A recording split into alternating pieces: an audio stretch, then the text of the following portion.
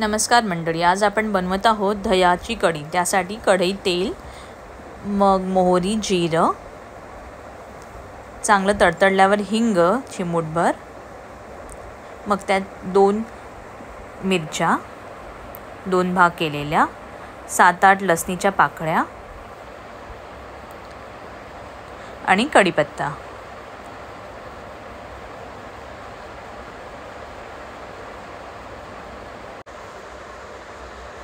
पाव चमचा हळद आणि मिक्सरमधून फिरवून घेतलेले दही,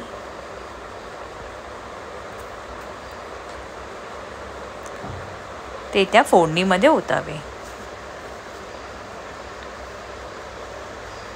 मग फोडणी आणि दही एकत्र मिक्स करून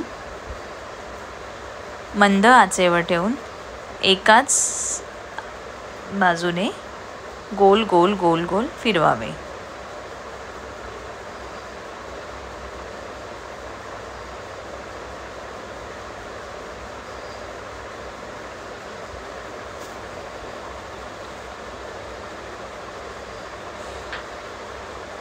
मग त्या चवीनुसार मीठ,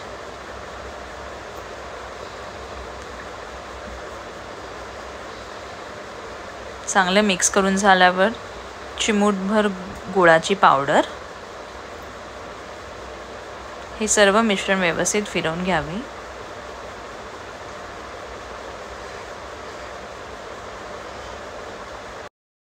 सर्व मिश्रण व्यवस्थित ढवळून घ्यावे।